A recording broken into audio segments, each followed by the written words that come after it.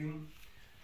आज आपण जळकोट या गावामध्ये जळकोटमध्ये केरबाजी जळबाजी नामवाड यांच्या घरी आज आपण इथं आहोत. बाबांचा जन्म 1936चा आहे आणि बाबासाहेब जेव्हा निर्माण झालं तेव्हा ते 6वीच्या वर्गात शिकत होते. तर त्या काही आठवणी आज आपल्यासोबत ते आज सांगणार आहेत. मी बाबांना विनंती करतो, बाबा आपण आपल्या जन्मापासूनची परिस्थिती सांगा. जन्माच्या वेळची परिस्थिती कशी होती, तुमच्या गावात कसं झालं तुमचा जन्म आणि काय होती अवस्था? तर माझी आई देशमुखाच्या घरी स्वतः झाडलोट शेणपाणी करायची. त्यावेळेला मी शाळेत असताना आईकडे जायचं यायचं. त्यावेळेला जवळ बसलेले वाटत बसलेले देशमुख सांगायचे, अरे त्या खेड्यावर लहान लेकराचा संडास काढायचं खापरा त्याला शिवशील.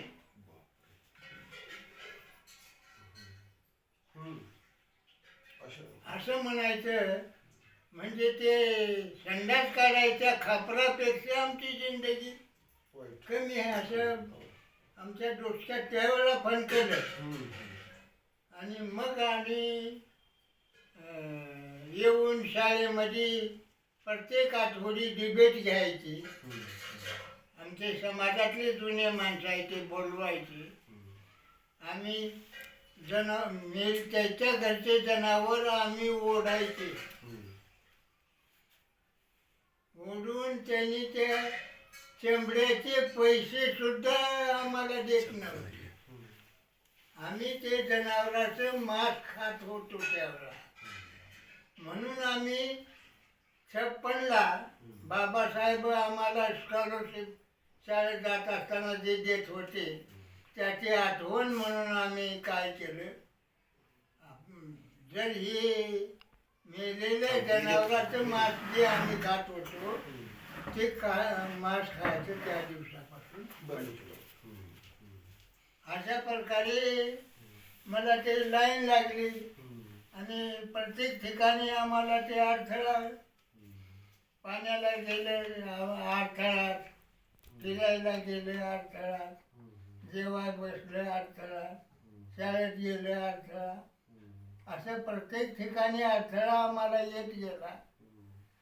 म्हणून आम्ही त्या लेकराला आम्ही शाळेत घातले.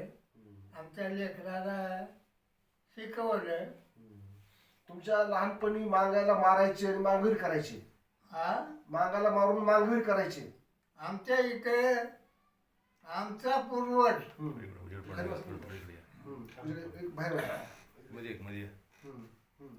अर्जुन नामवाड होता. त्याला त्या महादामाय म्हणून इथे एक देऊळ आहे याचं, देशमुखाच्या माय म्हणून नाव होतं. त्याच्यावर ते ऑब्जेक्शन घेतले देशमुखानं त्या अर्जुनावर आणि त्याला दामटून मारलं. आता सध्या ही मांगवीर म्हणून देशमुखाच्या वाड्यात सध्या आहे. इथं जळकोटात. हा, आता असे खूप मारले. इथं रावणकोळला बी मारलाय मार. बर का, रावणकोळ मध्ये विचारा तुमच्या वाट्याला का नाही, तिथं एक मागाला मारलं, त्याचं मागवीर केलं. तर ही तुम्हाला अर्जुनची कथा कोणी सांगितली ते सांगा. अर्जुन नामवाडला देशमुखाला दामटून मारलं, त्याचं मागवीर केलं का तिथं? हा, त्याचा मांगवीर. हा, तिची पूजा करतात का? पूजा करतात त्याने. तेच करतात. त्यानेच करतात. आम्हाला तिथं जाऊन त्या आमच्या अर्जुनाला आम्हाला भेटता येत नाही. उभा नाही. बरोबर आहे, पण ते पूजा करतात. बरं, मग तुमच्या लहानपणी मागांचे काय धंदे होते, व्यवसाय? काय शेती नाही काय नाही, शेतमजूर. बरं. शेतमजूर लागेल ते काम करायचे, पोट भरायचं हम्म. आणि ज्या दिवशी काही मिळत नसेल हम्म. तर हे मृत जनावराचं मांस खायचं. मांस खात्यावर त्याच्यावर जगायचं. हम्म. मग तुम्ही शाळा कसं गेला, तुम्हाला पाठी कोणी दिली फुटकी?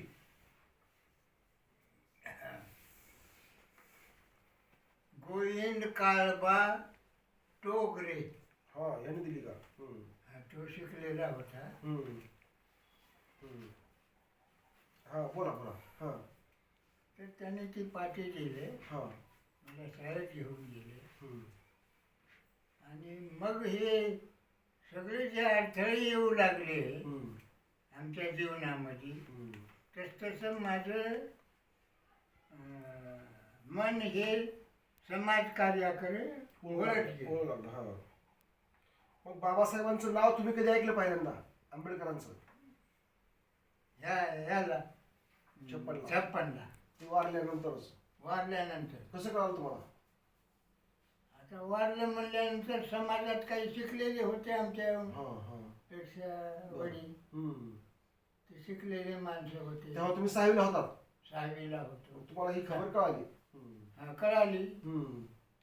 तर हे माझ्या 6वीला असताना माझ्या बरोबरचे पोरं होते सगळे. हम्म. महाराचे काही होते, मांगाचे काही होते, काही सांबाराचे होते. हम्म. तर हे सगळ्या मुलांना आम्ही ठरवलं की आता हे आपल्या समाजाला असा त्रास होत आला. हो.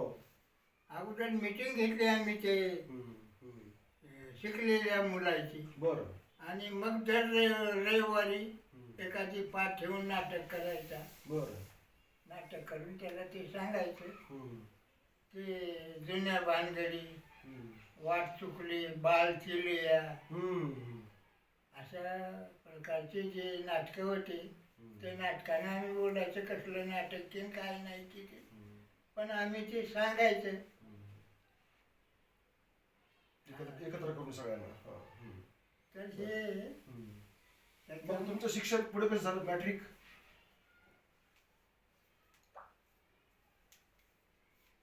मी 8वीला असताना, वाढवणला 8वीला होतो त्यावेळेला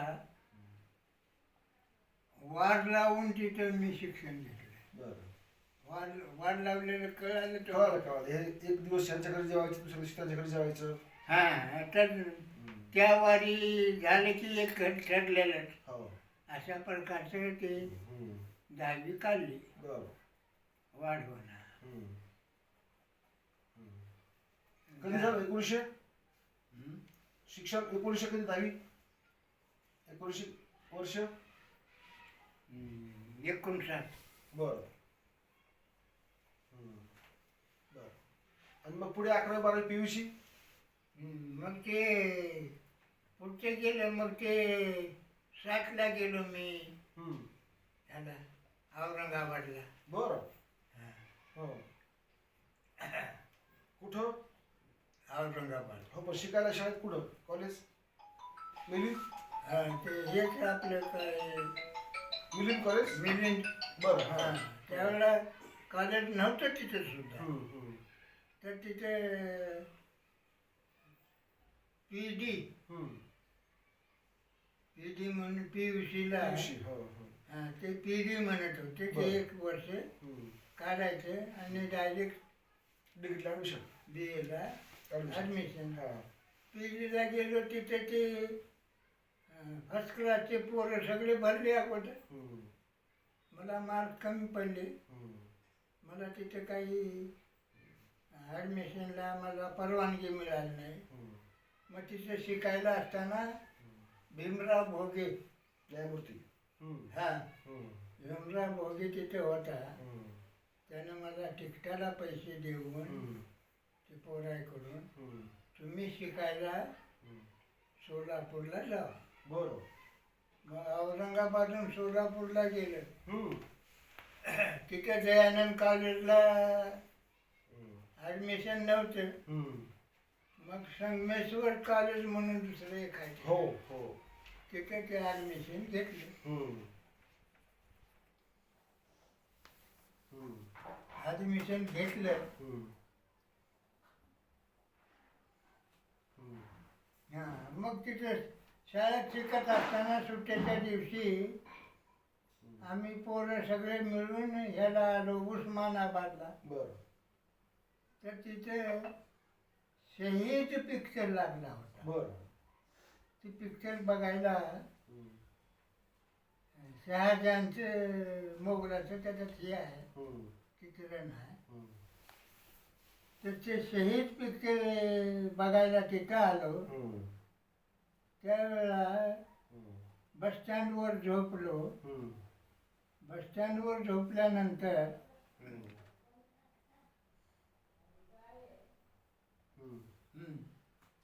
की सकाळी मास्तराची नोकरी लागू लागली आहे ही बातमी समजली.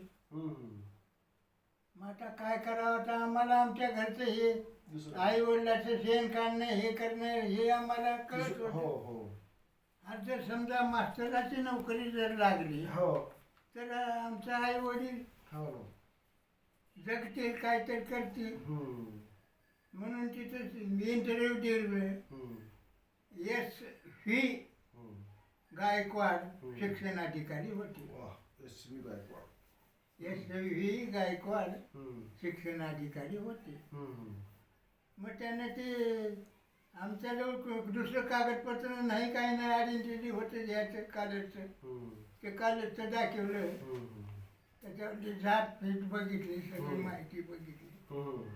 ते मला सिलेक्ट केलं.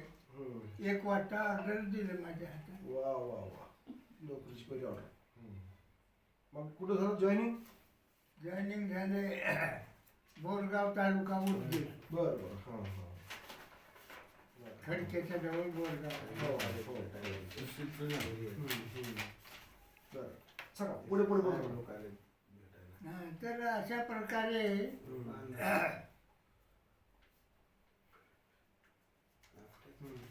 मग मला ते अधिकाऱ्याची मर्जी कशी सांभाळावं, कसं ड्युटी करावं हे सगळे इमानदारीनं मला ते करत होतो. ते चालढकलपणा करत नाही, काही नाही, ड्युटीला व्यवस्थित करायचे. कोणताही अधिकारी आला की पहिल्यांदा मला भेटायचं. मला हे वर्ष कधी होतं? वर्ष 1900 नोकरीचं पहिलं 60. बरोबर. चला, मग तुम्ही आंबेडकरी विचाराकडे कसं वळात ते सांगा आता.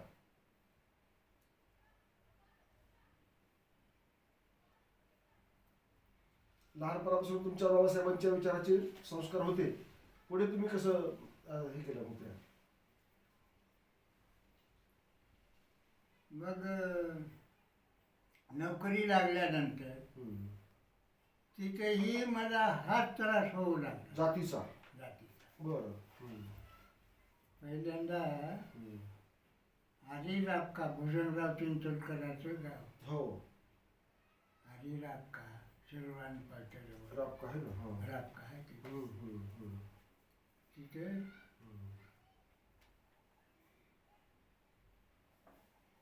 नंतर बोला बोला. हां, तिथे मला ड्युटी मिळाली. मग सर्व महागाईने मिळून माझं एक झोपडं तयार करून मला घर करून दिले. राबक्यात. राबक्यात. सर्व महागाई. राबक्यात घर करून दिले. त्या घरात मी राहू लागलो. घराच्या बाजूनं रस्ता होता गावाला जायला किंवा गावात जायला. त्या रस्त्याच्या एका बाजूला शासनानं म्हणजे काय ते समाज कल्याणचा आहार काय त्याचं नाव, समाज कल्याण खातं असेल एखादं. पाणी पुरवठा. तर ते एका बाजूला मांगाचा आरण, त्याला तितकं समांतरच रस्त्याच्या दुसऱ्या बाजूला महाराचा. महाराचे 10-12 घरे, मांगाचे 20-25 घरे. बरं. तर त्याच्यात 2 समाज कल्याण अधिकारी योजना आहे का शासनाने सुद्धा अशी केली. हे महात्मा कमीत कमी हे दोघं एका ठिकाणी पाणी पिवावं म्हणून त्याने ते बंद करायचं सोडून देऊन सेपरेट केलं दोघांनी. सेपरेट केलं. बघा सरकार कसं बदमाश. मग आता त्याला मात कशी करावी. हा मग आता आम्ही सांगितलं की मांजर एक मेलेलं होतं. त्या मेलेल्या मांजराला मी उचललं आणि त्या महाराच्या आडामध्ये टाकलं. पाणी पिवल्यावर. मग का तर महाराजात का टाकलो मी ह्याचं कारण काय ते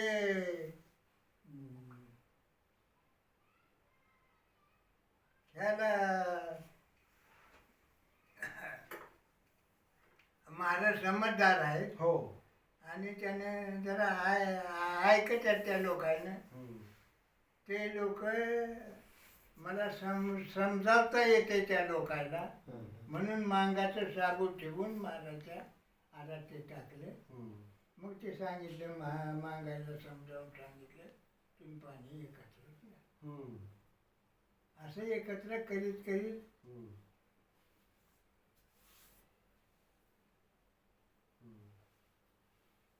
मग रात केवळ पुढे कुठं आला बदली.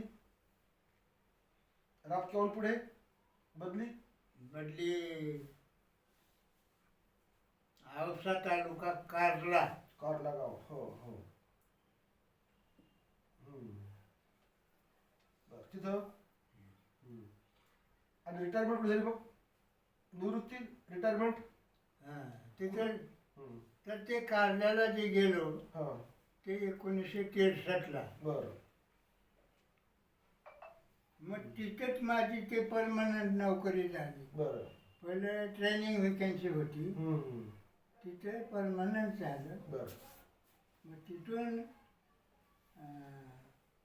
आमच्या सासरवाडीच्या जवळ एक मराठा माणूस होता बेळसांगीचा.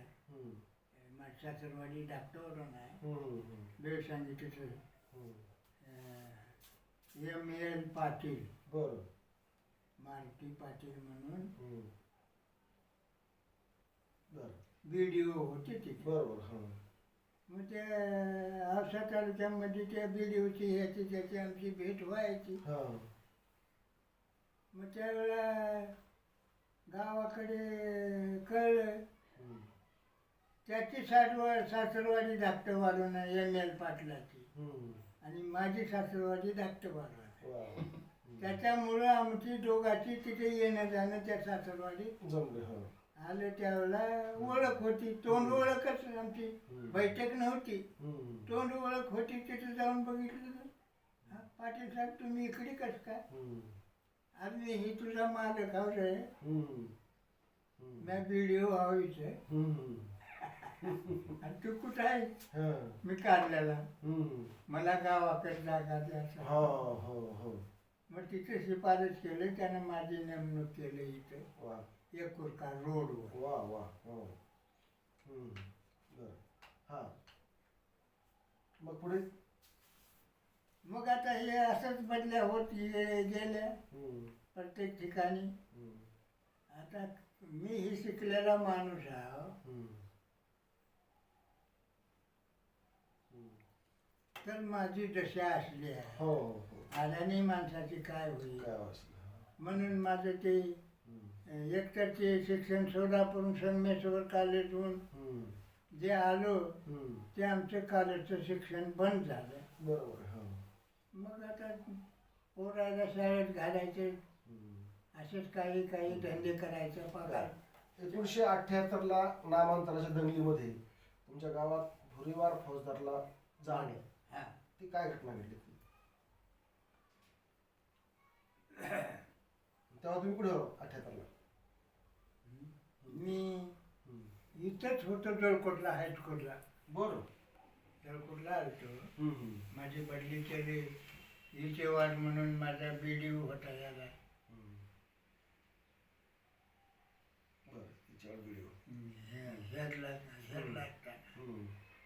त्यानं माझी बदली जळकोटला केली. नका साहेब मला गावावर नका.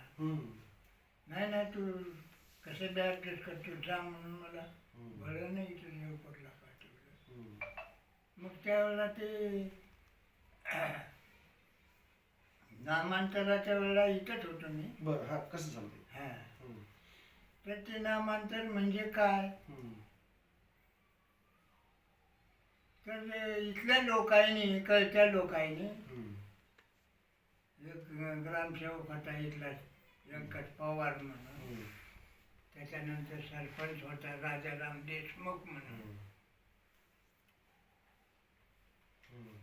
दुसरा एक धुळशेटी दुसरीकडे तलाठी होता गंगाराम धुळशेटी म्हणून.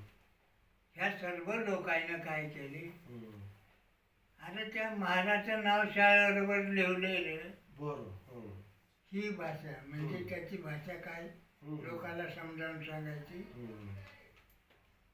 आपल्या शाळेवर महाराजचं नाव लिहिलेलं आहे असं करून सगळ्या लोकांना उठवले आणि मग आमचे घरं फिरे जायला सुरुवात झाली. मग आम्ही पहिली दुसरीला जे क्लासमेट होतो ते माणसं सगळे इथं आले जळकोटला. त्याने ते त्या आंदोलनात मला स्वतः घेऊन फिरले त्या शिक्षकाबरोबर. चल मरायला त्याच्याबरोबर मी मरायला इथे बसतूच का चल म्हणायचे. येलबदल कोडगिरे, मनमत पटवारी, त्याच्यानंतर व्यंकट केंद्रे, हे असे सगळे माणसं आमच्या पहिली दुसरीला जे आम्ही क्लासमेट होतो 4थीपर्यंत 7वीपर्यंत ते सगळे माणसं आम्ही इथे जळकोटला आलो. मग आल्यानंतर त्याच वेळेला ते घडलं. मग ते भोरीवार जे होता ते वाढवणं आमचं पोलीस स्टेशन, इथे ही पोलीस चौकी, इथे पोलीस स्टेशन नव्हतं. तर ते असं हे घडले सगळे इथं काहीतरी घडलं म्हणून तिथे ते भोरेवारची नेमणूक केलं. इथं जाऊन तुम्ही तिथे बंदोबस्त करा. त्याचं कारणच एवढं ह्यानं बंदोबस्त करा म्हणायचं. त्याने ते मारा मांगावर त्याचे घरं फुकवा, त्याला मारा, त्याला हे करा. मग मी सुरक्षित राहिलो त्या आमच्या स्टाफमध्ये, पण बाकीचे आमच्या व्यंकटराव गोळी गुरुजी म्हणून इथं आहे, त्याला मारायला मारायच्या त्या मागे लागले. मग आम्ही त्या आमच्या शिक्षकाला सांगितलं की ते सामाजिक कार्यकर्ता होता, त्याने रिकामा होता, तर त्याला ते मारतील, तुम्ही त्याला इथे थांब नका, पळून जा म्हणून सांगा. म्हणून त्या पटवारी म्हणायच्या शिक्षकाला त्याच्या घरी पाठवलं. त्यानं ते पाठवून द्यायला आणि मग हे ते काच्या लाकडं मोठमोठे गाठं पिठं घेऊन मारला मांगरा जाळायसाठी निघाले. इकडे निघाल्याबरोबर मग त्या आंदोलनात नाना सावकार, नाना म्हणजे एक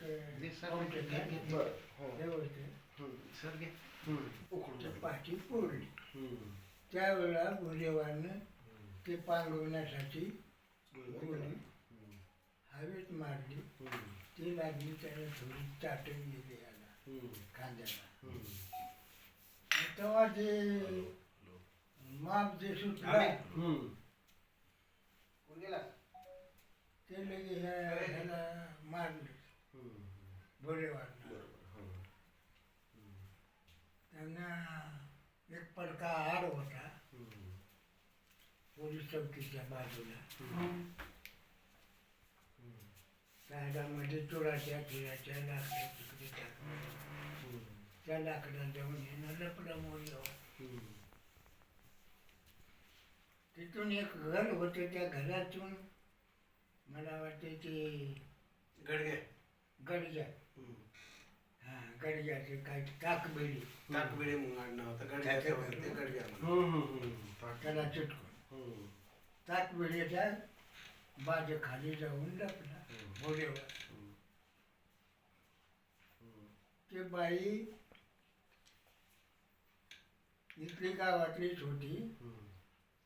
ती बाई परत त्या नवऱ्याला जाऊन सांगितली की कोणते माणूस आले मग आमच्या बाजूखाली शिरले. ते कडू गडग्या आलायचे त्याला ते बुडाली इथं ते ठरवलेलं सगळा मग नागोराव देशमुख म्हणून एक माली पाटील होता. त्यानं म्हणलं अरे उग बसायला तुम्ही हे काही हे कर नका, बसून काय असेल ते समजून काहीतरी हे करू आणि त्याला मारून कसं हे करता.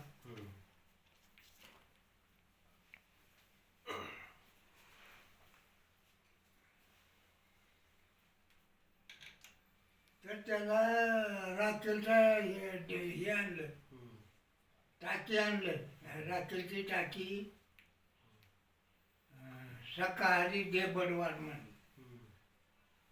त्याची टाकी आणली, त्याच्यावर हातपाय बांधले, पोटं टाकलं आणि नाक्यावर त्याच्यावर तेल ओतून पेटवून दिलं. आम्ही हुबा टाकून बघत होतो. काय करू शकत नव्हतो, काय करू शकत नव्हतो.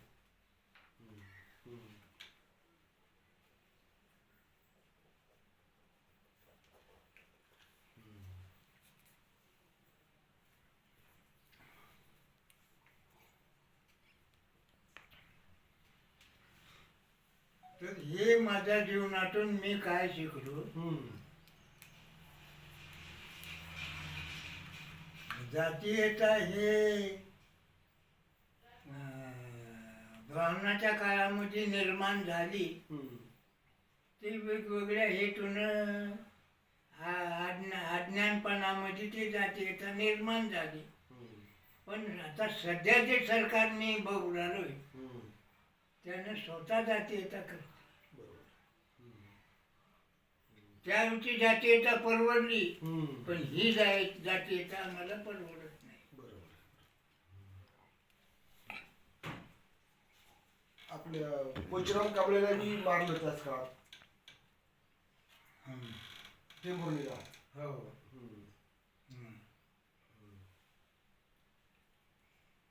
त्या काळात आपली काही घर जाळले काय ते? काय घरावर दगडफेक झाली? त्यावेळेला दगडफेक काय झाली का? नाही, त्यावेळेला काही नाही. का बोरेवार मारून आमचं घर गाव तेवढं शांत झालं. हा बरोबर. लोकांची हात गेली.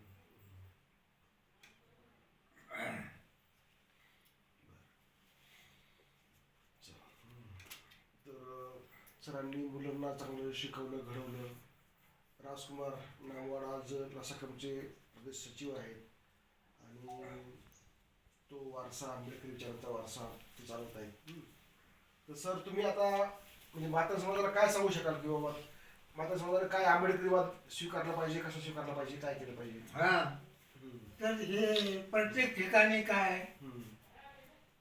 आता समाज शिकलाय, तर त्या शिकलेल्या समाजामध्ये आणखीही भेद करतात.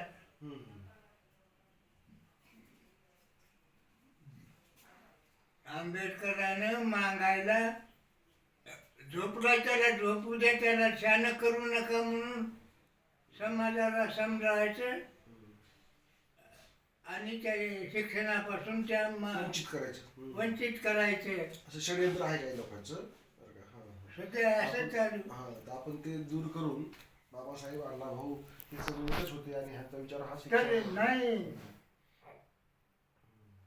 बाबासाहेब नुसतेच मागासवर्गीयाचे नव्हते, तर ते त्यांनी आपल्या काळामध्ये बौद्ध दीक्षा घेण्याच्या अगोदर त्यांचा एक शब्द आहे. तर